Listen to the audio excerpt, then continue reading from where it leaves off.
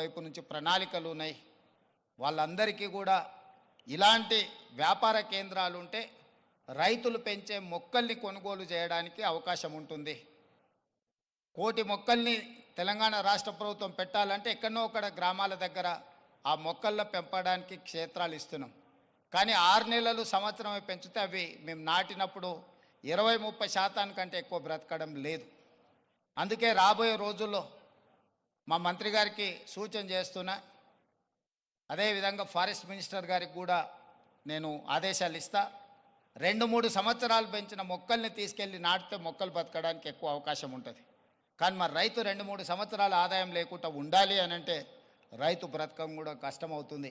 అందుకే దానికి తగ్గట్టుగా ధర చెల్లించి రాష్ట్ర ప్రభుత్వమే కొనుగోలు చేసి రాష్ట్ర ప్రభుత్వం నాటే హరితహారం మొక్కల్ని 3 సంవత్సరాలు 4 సంవత్సరాలు పెంచిన పెద్ద మొక్కల్ని నాటితే అది ఒక్క సీజన్లో మనం కాపాడుకోగలిగితే చాలు, అది తప్పకుండా చెట్టుగా వృక్షంగా మారే అవకాశం ఉంటుంది.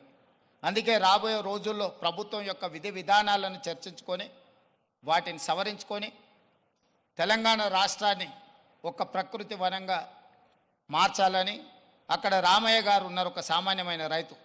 మీరందరూ వారు ఎవరో అనుకోవచ్చు. రామయ్య గారు ఆయన ఒక వ్యవసాయ కుటుంబం నుంచి వచ్చి మొక్కలు నాటే కార్యక్రమంలో భారత ప్రభుత్వం వారికి పద్మశ్రీ అవార్డు ఇచ్చింది. చిరంజీవి గారు రాణిస్తే చిరంజీవి గారికి పద్మభూషణ్ ఏ విధంగా ఒక రంగంలో రాణిస్తే ఇచ్చిండ్రో, ఒక రైతుకు కూడా మొక్కలు నాటడంలో రాణించినందుకు రామయ్య గారికి ఆ గుర్తింపు వచ్చింది. ఖమ్మం జిల్లాలో ఒక మారుమూల ప్రాంతంలో ఉండే ఒక వ్యవసాయ రైతు మొక్కలు నాటడం వల్ల పద్మశ్రీని సాధించిండు.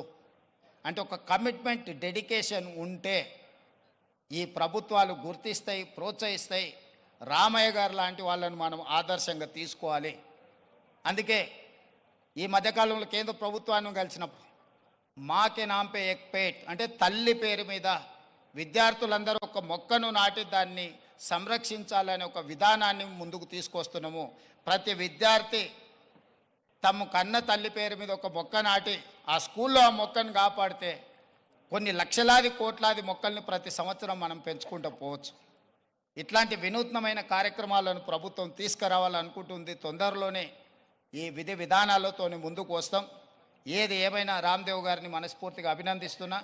ఒక మంచి పర్యాటక క్షేత్రంగా దీన్ని తీర్చిదిద్దండి.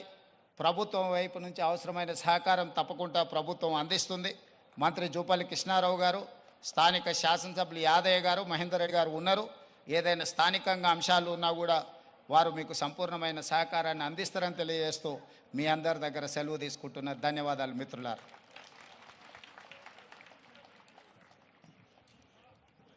ముఖ్యమంత్రి గారికి హృదయపూర్వకమైనటువంటి కృతజ్ఞతలు తెలియజేస్తూ ఉన్నాము. అలాగే వారి ఇందాక ప్రస్తావించిన విధంగానే ఇక్కడికి విచ్చేసినటువంటి గ్రీన్ యాక్టివిస్ట్ వనజీవి రామయ్య గారికి, అలాగే దుస్సర్ల సత్యనారాయణ గారికి ఇప్పుడు సత్కారం ఫెలిసిటేషన్ చేయవలసిందిగా గౌరవనీయ ముఖ్యమంత్రి గారు శ్రీ రేవంత్ రెడ్డి గారిని, అలాగే జూపల్లి కృష్ణారావు గారిని, అలాగే మా చిరంజీవి గారిని అండ్ రామ్దేవ్ గారిని రిక్వెస్ట్ చేస్తూ ఉన్నాము. వారికి చెక్ అందించవలసిందిగా రామ్దేవ్ గారిని రిక్వెస్ట్ చేస్తున్నాం.